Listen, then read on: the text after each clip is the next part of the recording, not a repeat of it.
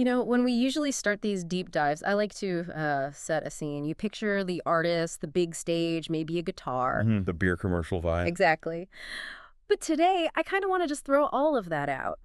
We are looking at source material that completely dismantles that image of the star. It does. It replaces it with something that looks a lot more like a factory worker. It's a total deconstruction of what he calls the Nashville machine. Yeah. We are digging into the mind of Michael Wilson Hardy, known to everyone as Hardy. And look, I know what some of you are thinking. I don't listen to country. I'm going to tune out! But just pause for a second. Because this deep dive, it isn't really about country music. It's about the mechanics of creativity, high-stakes business strategy, and honestly, a terrifying lesson in human psychology. It gets surprisingly heavy. We're analyzing this very candid conversation where he breaks down everything from his folder of hits on his phone to a near-fatal bus crash that literally rewired his brain. Exactly. We're going to look at his dual identity. He's the rock country guy on stage, but he's also the person behind the person. He's writing these massive hits for Blake Shelton. And the way he balances those two worlds, it led us to this really counterintuitive business philosophy. I mean, his number one rule for his career. It shocked me. Be nice first, work hard second. Right. And my first reaction was, okay, that's cute. You know, it sounds like something a kindergarten teacher would tell you. Be nice. Yeah. In the cutthroat music industry. Is that a real strategy or just, a platitude? It sounds soft. I totally agree. But when you actually unpack why he follows this rule, it's a ruthless efficiency strategy. Okay. He calls it being a good hang. A good hang. Yeah, and you have to remember the context of his workplace. He isn't sitting alone in some attic waiting for inspiration. He is trapped in a tiny room or a tour bus for like 12, 14 hours a day with other people. It's a proximity thing. It's completely a proximity thing. He makes his point.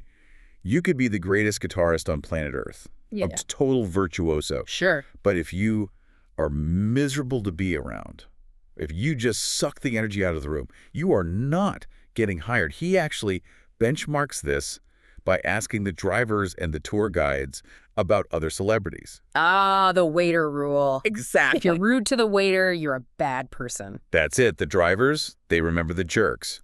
And in a town like Nashville, which is a lot smaller than people think, that reputation creates a hard ceiling on your career. Okay, but hold on. I want to push back on that a little bit because we have countless examples of successful people who were absolute nightmares to work with. For sure. I mean, look at tech. Steve Jobs.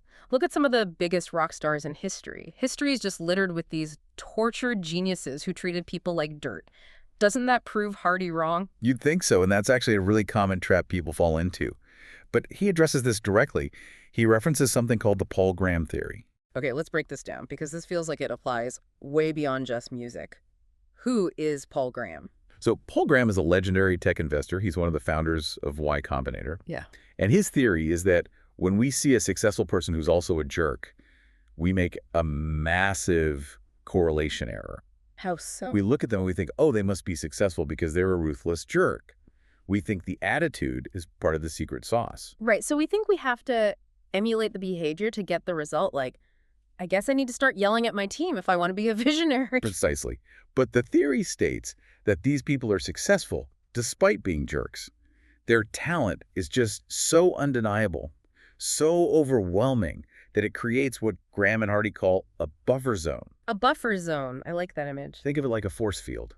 Your talent is so valuable that it protects you from the consequences of your bad personality. People put up with you because you're a genius and they need what you produce. Yeah. But, and this is the critical part, for the young artist or the entry-level employee watching that, they try to mimic the jerk attitude without having the genius buffer zone to back it up. And without the buffer zone, you just get fired. You just get fired. Yo. So Hardy's saying, don't rely on a buffer zone you haven't built yet. He sees the packaging of the talent, your morale, your ability to lift people up when everyone's exhausted as the real asset. That's such a good point. He asked this great question, are you the one bringing everyone up, or are you the one complaining that you're tired? Because guess what? In that industry, everyone is tired. Which brings us to the environment where this work actually happens, the Nashville machine. I think I had this romantic idea of songwriting before this, lighting candles, burning sage, waiting for the muse. Dude, Hardy just takes a sledgehammer to that image. Yeah. He says Nashville is nothing like that. It's an engine. He sets the scene. Yeah. It's 10:11 a.m. on a Tuesday. There are 300 rooms in that city filled with people right now, and they aren't waiting for a muse. They're trying to manufacture a product. It's industrial. It's a job. And I loved that detail about how a session actually starts. It's not, deeply emotional at first. No, not at all. It's incredibly casual. They walk in, say, "What's up?" They'll talk about deer hunting or football for maybe 20 minutes. It's that good hang culture again. It is. But then someone just tosses out a phrase. Like hearts on fire. Right. And boom, the switch flips. Hardy describes it almost like a trance. They go from talking about deer stands to crafting a story that's designed to just crush your heart in 3 minutes. It's highly technical. And he's clear that he doesn't do it alone. He used this phrase, standing on shoulders. Which is his safety net. He admits that sometimes his creative tank is just empty. He sees creativity as this finite resource that gets used up. So by co-writing, if he's running at 10% capacity, the person next to him might be at 90. It turns songwriting from this solitary struggle into more of a relay race.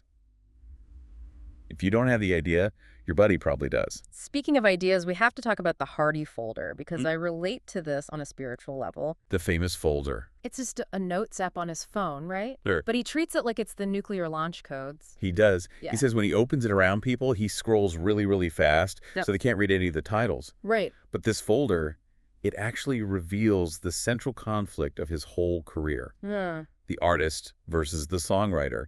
He has a subfolder in there for what he calls slammers. And slammers are the guaranteed #1 hits. Yes. The songs that are just undeniable. And every time he writes a slammer, he has to make a business decision. Do I keep this for myself to build my own brand? Or do I sell it to Blake Shelton and take the huge check? It's the classic bird in the hand dilemma. And he admits he tries to keep the best ones now. But sometimes a song is a slammer, but it just doesn't fit his brand. It's too pop or maybe too traditional country. So he has to give it away. He gives it away. But notice the showmanship in how he reveals these songs to the industry. The big reveal. Yeah. He never shares a work in progress. He waits until the demo is fully polished. Drums, vocals, everything mixed perfectly. He wants the explosion of the reaction. He doesn't want, oh, that has potential. He wants, holy cow. Exactly. He understands that in the music industry, the gossip about the song is almost as valuable as the song itself. He wants people leaving that room texting their friends, "You won't believe what I just heard." He's engineering the hype cycle before the song is even out. Completely. That's fascinating. But let's get into the actual construction of these songs. Yeah. Because he draws a really sharp line between rock, which he loves, and country. It all comes down to what leads the song. He argues that rock or metal is often riff-driven. You hear a cool guitar lick, the music hooks you, and the lyrics just kind of ride that wave. Okay. But country is almost exclusively lyric and vocal driven. The story is the entire architecture. If the story fails, the song fails, period. And he uses a very specific narrative device to make those stories work. He calls it the twist, like an M. Night Shyamalan movie. Yes.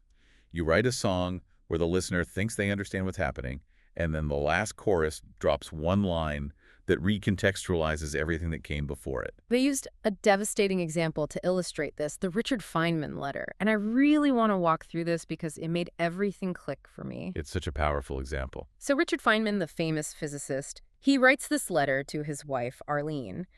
And you read it, and it's just incredibly romantic. He's talking about how she's the only real thing in his life. Planning little projects. Yeah, fixing things around the house together. You read it and you think, wow, this is a man who is so deeply in love with his wife. What a beautiful relationship. And then you get to the postscript. The P.S. at the very bottom. He writes, "Please excuse my not mailing this, but I don't know your new address." And it just hits you, she's dead. She's been dead the whole time he was writing it. It's a gut punch. Yeah. But think about what your brain does in that exact second. You instantly rewind. You mentally reread every single sentence you just heard, but now with a totally different meaning. I love you becomes a statement of grief, not presence. Let's do projects. Yeah. Goes from planning a future to mourning a lost one. It changes the entire DNA of the story. And Hardy says that is the holy grail of country songwriting. You want to manipulate the listener's perspective so that the second time they hear the song, it feels completely different. It is emotional manipulation, plain and simple. And he's surprisingly open about that. He actually says he finds it much easier to write dark, sad songs than happy ones. Really? Yeah, he said trying to write the best day ever without it being cheesy is nearly impossible. Why do you think that is? Is happiness just boring to write about? It's deeper than that, I think. Hmm. He touched on the psychology of connection. He believes people feel very alone in their sadness. So when you hear a sad song, it validates that feeling. It says, I'm not the only one going through this. That makes sense. But he had this fascinating insight about the difference between sadness and anger. He used an anecdote about a child. The little girl in the bathroom. Right. A father finds his daughter crying. She admits she's actually angry, not sad. And he asks, well, why are you crying if you're angry? And she says, When I'm angry, people run away. When I'm sad, people come to help. wow, that is remarkably profound for a child. It's evolutionary psychology, right? Sadness has a gravitational pull. It invites comfort and community. Anger pushes people away. It's a defense mechanism. So Hardy knows if he wants to connect with an audience, tapping into that sadness gravity is the most powerful tool he has. Well, speaking of sadness and real-life darkness, we have to shift gears here. Yeah. Because while Hardy spends his days manufacturing these emotions in a studio, he went through something where the trauma was not manufactured at all. It was very, very real. The bus accident. Yeah. This really feels like the pivot point of his life. Can you walk us through what happened? The details are just terrifying. They were leaving a show in Bristol, Tennessee. It's late. Everyone is exhausted. The bus driver, a guy named Ricky, had actually pulled over earlier because he felt unwell. But then he told the team he was fine to continue. Okay. Hardy's in the front lounge, and crucially, he isn't strapped in And then they hit the rumble strips. on the left side of the highway, which means they're drifting into oncoming traffic. Hardy describes the bus flipping 3 times at 60 or 70 miles per hour. He used this visceral image. He said it felt like being inside a dryer. The aftermath just sounds like a horror movie. He wakes up, he's blind because he lost his glasses, he's got a piece of glass stuck in his head. And he's wearing all black, standing on a dark highway at 4 in the morning, trying to flag down cars, and people just flying past him. He's disoriented, bleeding. He honestly thought his whole team was dead inside that bus. What saved them? A total fluke. Or a miracle, depending on how you see it. His tour manager was trapped in the back, pinned down. But his phone had slid all the way to the front lounge, under a pile of rubble right near Hardy. And he found it. He found it because the morning alarm went off. The alarm lit up the screen. That light allowed him to find the phone and call 911. And we found out later, tragically, that the driver, Ricky, had an undiagnosed brain tumor which caused a seizure. He passed away about a year later. It's a tragedy all around. Yeah. But for this deep dive, the critical piece here is how Hardy processed, or rather failed to process, this event. Because you expect someone to just fall apart after that, right? To take a year off. But he didn't. He went right back into machine mode. Exactly. He had his wedding scheduled for 3 weeks later. He went to the CMAs with a bandage on his head, went on his honeymoon. He told everyone he was fine. He even convinced himself he was fine. And was he? No, not at all. He was experiencing delayed trauma. And this is a specific psychological phenomenon where your brain just suspends processing to survive the immediate event. But the bill always comes due. Always. Yeah. For Hardy, it came due exactly 1 year later. To the day. Almost to the day. He's on a golf course, totally safe, sunny day, and suddenly he has a massive panic attack. He thinks he's dying. And when he analyzed it later with a therapist, he realized the trigger was the weather. The weather. Yeah. The leaves were changing, the air had turned cold. It was the same sensory environment as the night of the crash. His conscious mind had moved on, but his body remembered the temperature and the smell of the air. That's somatic memory. The body keeps the score. Precisely. And for a guy who makes his living on a tour bus, this is a career-ending problem. If your body goes into fight or flight every time you step on a bus or feel a cold breeze, you can't tour. So how did he fix it? Because he was pretty critical of that old school mentality. You know, his grandfather calling depression that damn allergy. Just ignore it and work harder. Yeah, that didn't work. He went to therapy. Specifically, he used something called EMDR eye movement, desensitization, and reprocessing. What does that actually do? It's a therapy designed to help the brain process traumatic memories. It basically takes a memory that feels like it's happening right now, what they call a hot memory, Yeah. and it files it away as something that happened in the past. It rewires the brain's response so he can get back on a bus without freaking out. It's really interesting that he's using his platform to talk about this. Male country stars are not exactly known for discussing anxiety disorders or their therapy sessions. He sees it as a shift in the genre. Vulnerability is becoming a strength, not a liability. He mentioned his new album deals heavily with death and appreciating life, and it's purely because of that crash. He's letting the real trauma inform the manufactured songs. Now, despite all this heaviness and this intense work ethic, there is this weird paradox at the heart of his success. And this was maybe the most mind-bending part of the whole discussion for me. The paradox of performance. This is fascinating stuff. He actually referenced the Disney movie Soul to explain it. Which is a great movie, by the way. It is. In the movie, there's this place called the Zone. It's where musicians and artists go when they're performing perfectly. But in the movie, when they're in the zone, their souls are actually disconnected from their bodies on Earth. They're essentially unconscious. And Hardy says this is medically accurate for him. He says it is exactly what happens on stage. The state you want to be in, where you are just killing it, hitting every note, the crowd is roaring, is a state of unconsciousness. So you don't remember it. You don't remember it. So the better the performance, the less memory he actually retains of it. That is a cruel irony. It is. He talked about the Faster Horses Festival. He said it was the best crowd he ever played for. Tens of thousands of people screaming his lyrics. But he didn't soak it in. He was in the flow state. He walked off stage, had a beer, went to bed, and just assumed, oh, I'll just remember it next year when we come back. And then the festival got canceled. And he realized he lost that memory forever. He has the photos, he has the videos, but he doesn't have the internal experience of being there. This raises a really difficult question about high performance.